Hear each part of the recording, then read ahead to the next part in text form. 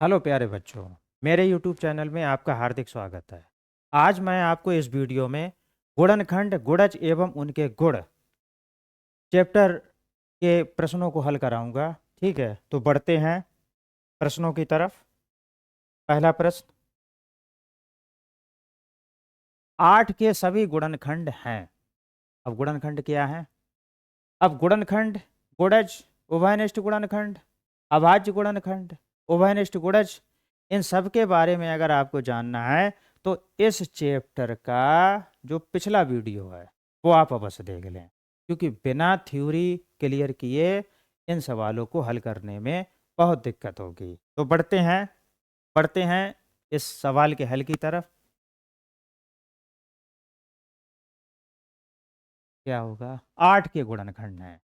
8 के गुणनखंड, गुणनखंड मतलब वो संख्या जिसका भाग दी गई संख्या में पूरा पूरा चला जाए। तो इस दी गई संख्या में किस किस का भाग चला जाएगा? 1 का चला जाएगा तो चला जाएगा, 2 का चला जाएगा तो चला जाएगा, 3 का चला जाएगा नहीं जाएगा, 4 का चला जाएगा चला जाएगा, 5 का जाएगा नहीं, 6 का जाएगा नहीं, 7 का जाएगा नहीं, 8 का चला जाएगा। तो ये इसका उत्तर होगा। 8 के गुणनखंड कौन से होंगे? 1 2 4 8, 1 2 4 8। तो देखते हैं कौन सा उत्तर है। तो ये रहा दूसरा उत्तर। ठीक है, 1 2 4 8। बढ़ते हैं अगले प्रश्न की तरफ। अगला प्रश्न है, 6 के प्रथम 5 गुणज लिखिए। 6 के प्रथम 5 गुणज लिखिए। तो गुणज क्या होता है देखते हैं। गुणज, गुणज, ठीक है, गुणज, गुणज, गुणज बताया था पिछले वीडियो में। ठीक है, कि गुणा करके जो जन्मता है। ठीक है, तो 6 के प्रथम 5, 6 के प्रथम 5, 6 के प्रथम 5 गुणज होंगे, 5 गुणज। ठीक है, 6 में अब गुणा करेंगे, 6 में 1 का गुणा करेंगे तो 6 का जन्म हुआ। तो पहला गुणज हो गया ये 6। 2 का गुणा किया तो 12, 12 का जन्म हुआ तो दूसरा हो गया 12। ठीक है, फिर 3 का किया तो 18, 4 का किया तो 24, 5 का किया तो 30। तो 6 के प्रथम 5, पहले 5 गुणज कौन से होंगे? ये होंगे 6 12 18 24 30। ठीक है, तो देखते हैं ये उत्तर कहीं पर है। 6 12 18 24 30। तो ये चौथा उत्तर है, 6 12 18 24 30। बढ़ते हैं अगले सवाल की तरफ। अगला सवाल है, 12 और 16 में उभयनिष्ठ गुणनखंड कौन कौन से हैं? 12 और 16 में उभयनिष्ठ गुणनखंड। उभयनिष्ठ का मतलब पिछले वीडियो में बताया था।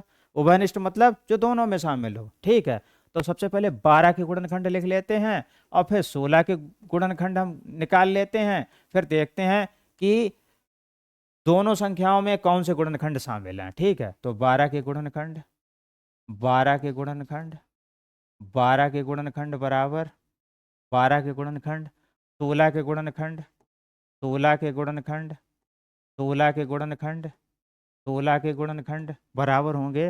देखते हैं अब। 12, 12 1, 12 में 1 का भाग चला जाएगा, 2, 2 का भी चला जाएगा, 3, 4 का भी चला जाएगा, 5 का जाएगा नहीं जाएगा, 6 का चला जाएगा चला जाएगा, 7 का जाएगा नहीं, 8 का जाएगा नहीं, 9 का नहीं जाएगा, 10 का नहीं जाएगा, 11 का नहीं जाएगा, 12 का चला जाएगा। अब 16 में देख लेते हैं। 1 का चला जाएगा, 2 का भाग चला जाएगा, 3 का नहीं जाएगा, 4 का चला जाएगा, 5 का नहीं जाएगा, 6 का नहीं जाएगा, 7 का नहीं जाएगा, 8 का चला जाएगा। कितने का चला जाएगा? 8 का। 9 10 11 12 13 14 15 इनका नहीं जाएगा, 16 का चला जाएगा।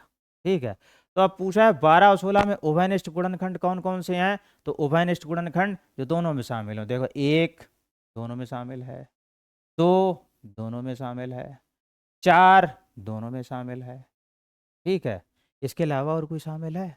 तो उत्तर आया नहीं, और कोई नहीं शामिल है। तो इसका उत्तर होगा कि 12 और 16 के उभयनिष्ठ गुणनखंड हैं 1 2 और 4। 1 2 और 4। तो देखते हैं ये उत्तर कहीं पर है। तो ये देखो, ये उत्तर 1 2 4। बढ़ते हैं अगले प्रश्न की तरफ। अगला प्रश्न ये रहा, 7 की घात 5, 9 की घात 7 और 11 की घात 9, ठीक है, के अभाज्य गुणनखंड कुल कितने होंगे। कुल मतलब संख्या कितनी है, ये संख्या पूछी है, अभाज्य गुणनखंडों की संख्या पूछी है, ये सवाल समझना, ठीक है। तो अब ये हल कैसे होगा, इसमें संख्या पूछी है, ठीक है, इसको हल करने का जो तरीका होता है वो देख लीजिए आप। 7 की घात 5 गुणा 9 की घात 7 गुणा 11 की घात 9 के अभाज्य गुणनखंड की कुल कितनी संख्या है। तो इस टाइप के प्रश्न हल करने के लिए क्या करेंगे, सबसे पहले ये जो संख्या जो होती है ये इनको अभाज्य रूप में ले आएंगे, यानी इनको और छोटा ना किया जा सके। तो जैसे 7 को और छोटा नहीं कर सकते, तो 7 की घात 5 यानी और छोटे में नहीं तोड़ सकते, ठीक है। 9, अब 9 की कंडीशन देखिए, 9 को हम 3 × 3 कर सकते हैं, ठीक है, इसके गुणनखंड कर सकते हैं। तो 3 की घात 7 और फिर ये 3 की घात 7, तो इसको हम 3 × 3, ठीक है, और ये घात 7 ऐसा ही रहेगा, ठीक है, गुणा 11 को नहीं तोड़ा जा सकता, तो 11 को ऐसे ही लिख लेंगे 11 की घात 9, ठीक है। थोड़ा साफ साफ हम नीचे लिख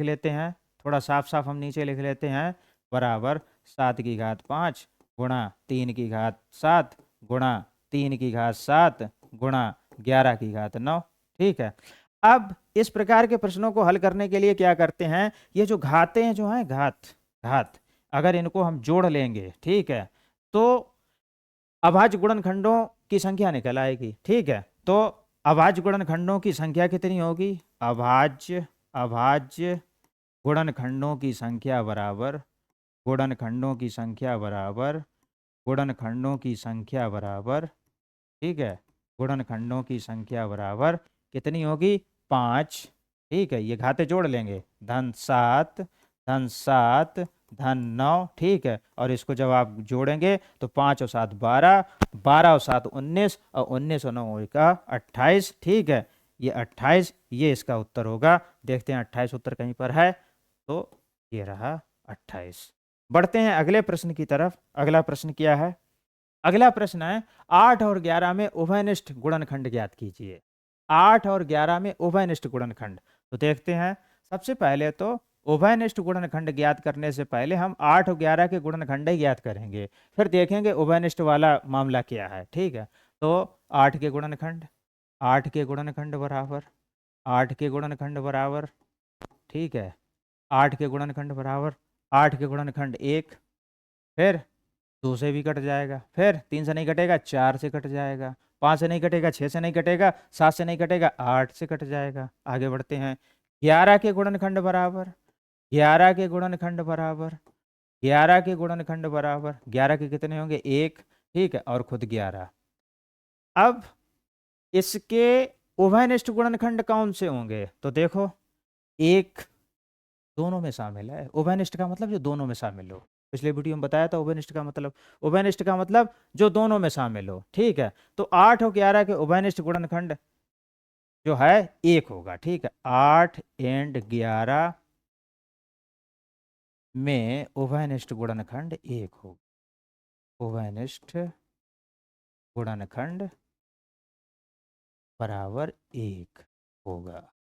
देखते हैं एक उत्तर कहीं पर है, तो सीधी सी बात है, ये रहा है एक। आगे बढ़ते हैं अब अगले प्रश्न की तरफ।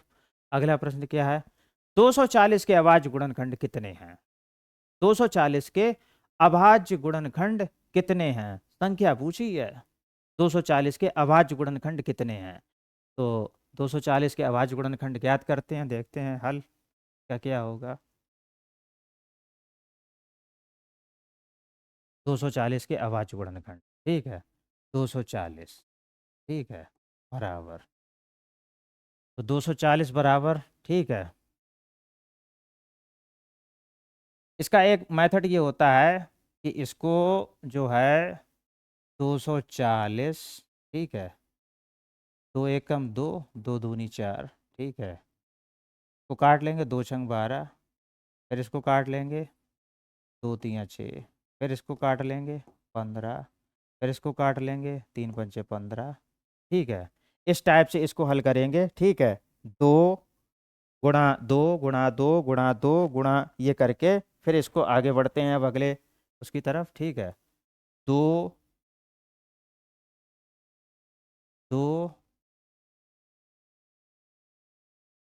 गुणा 2 गुणा 2 गुणा 2 गुणा 3 गुणा 5।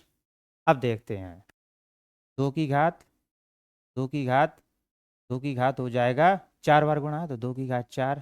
ठीक है, गुणा 3 की घात, 3 की घात 1 गुणा 5 की घात 1। ठीक है, अब क्या करेंगे, अब इन घातों को हम जोड़ लेंगे। ठीक है, इन घातों को हम जोड़ लेंगे। ठीक है, जब जोड़ लेंगे तो अभाज्य गुणनखंड की संख्या आ जाएगी। ठीक है, अभाज्य गुणनखंड की संख्या बराबर अभाज्य अभाज्य अभाज्य गुणनखंडों की संख्या बराबर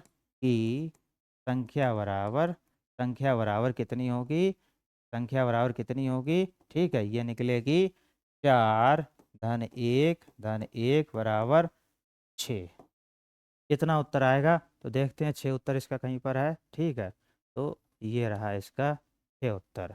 बढ़ते हैं अगले सवाल की तरफ। अगला सवाल इसका, अगला सवाल क्या है, 20 और 28 में उभयनिष्ठ गुणनखंडों की संख्या कितनी है। 20 और 28 में उभयनिष्ठ गुणनखंडों की संख्या कितनी है, तो देखते हैं इसका हल क्या होगा।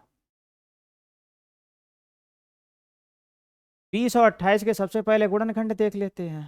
ठीक है, फिर उभयनिष्ठ गुणनखंडों की संख्या देखेंगे। ठीक है, तो 20 के गुणनखंड बराबर, फिर 28 के गुणनखंड, 28 के गुणनखंड बराबर। ठीक है, इसको आप 20 के गुणनखंड और 28 के गुणनखंड आप निकालिए। थोड़ा आपको समय देते हैं ताकि आपकी भी प्रैक्टिस हो जाए। 20 और 28 के गुणनखंड क्या होंगे, तब तक हम पानी पी लेते हैं ज़रा। ठीक है, पानी ले आओ जरा।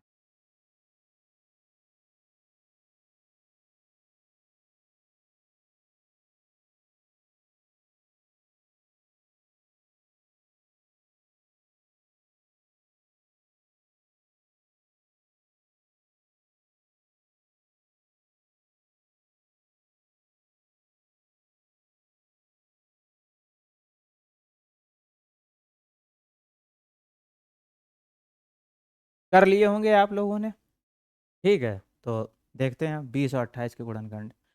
तो सबसे पहले 20 के गुणनखंड, 20 में 1 का भाग चला जाएगा तो चला जाएगा, 2 का भाग चला जाएगा तो चला जाएगा, 3 का भाग जाएगा नहीं जाएगा, 4 का भाग चला जाएगा चला जाएगा, 5 का भाग चला जाएगा चला जाएगा।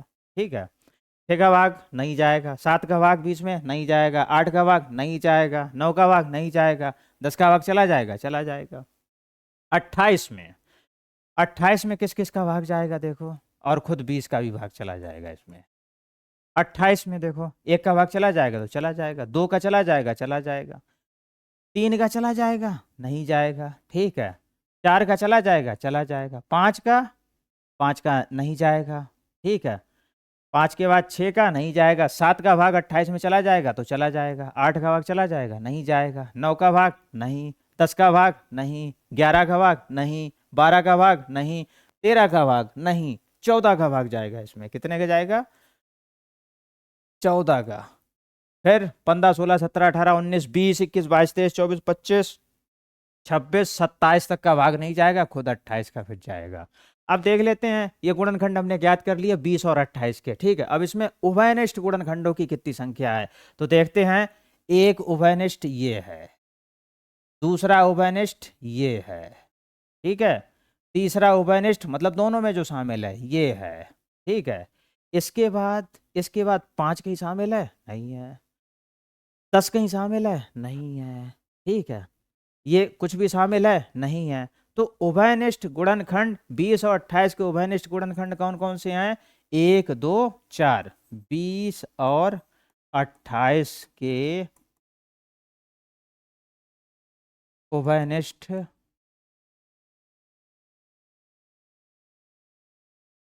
गुणनखंडों, गुणनखंड हैं कौन कौन से?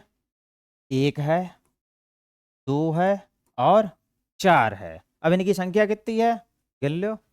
पहला, दूसरा, तीसरा, तीन है, तो तीन उत्तर कहीं पर है, तो ये आया आपका तीन उत्तर। आगे बढ़ते हैं अगले प्रश्न की तरफ। अगला प्रश्न क्या है? 3 और 6 का प्रथम उभयनिष्ठ गुणज क्या है? ठीक है, देखते हैं इसको क्या है हल। 3 और 6 का, ठीक है, तो 3 के गुणज और 6 के गुणज क्या होंगे? 3 के गुणज और 6 के गुणज। गुणज परिभाषा से क्लियर करेंगे, जो गुणा करके जन्मता है। ठीक, गुणा करके क्या जन्मता है? 3 में 1 का गुणा करोगे तो 3, 2 का करोगे तो 6, ठीक है, फिर इसमें 3 में 3 का करोगे तो 9, ठीक है, फिर 12, ठीक है, फिर 15, इस हिसाब से। और इसमें क्या होगा, इसके देख लेते हैं। चूंकि प्रथम उभयनिष्ठ गुणज निकालना है, ठीक है, तो 6 में गुणा करेंगे 1 का तो 6, 6 दूनी 12, 6 तियाँ 18, ठीक है, तो देख लेते हैं, आगे करने की जरूरत ही नहीं है। प्रथम उभयनिष्ठ, उभयनिष्ठ मतलब दोनों में शामिल हो, तो देखो भाई ये शामिल है 6, ठीक है, तो 3 और 6 के उभयनिष्ठ, उभयनिष्ठ, उभयनिष्ठ कौन सा? प्रथम उभयनिष्ठ, प्रथम, ठीक है, उभयनिष्ठ कौन सा? प्रथम गुणज है, ठीक है, गुणज है, गुणज बराबर 6 है, ठीक है, 6 है। तो देखते हैं छठा 6 उत्तर है कहीं पर, तो ये रहा भाई 6, ठीक है। इस अध्याय के सारे प्रश्न हो गए, ठीक है। वीडियो देखने के लिए आपका बहुत बहुत धन्यवाद। अगर ये वीडियो आपको लाभदायक लगा हो तो चैनल को सब्सक्राइब करिए, बेल आइकन को प्रेस करिए, ताकि जो भी नया वीडियो मैं बनाऊं वो तुरंत आप तक पहुंच जाए। अगर कोई आस पड़ोस का और भी कोई बच्चा हो तो उसको ये वीडियो ज़रूर शेयर करें। देखने के लिए बहुत बहुत धन्यवाद।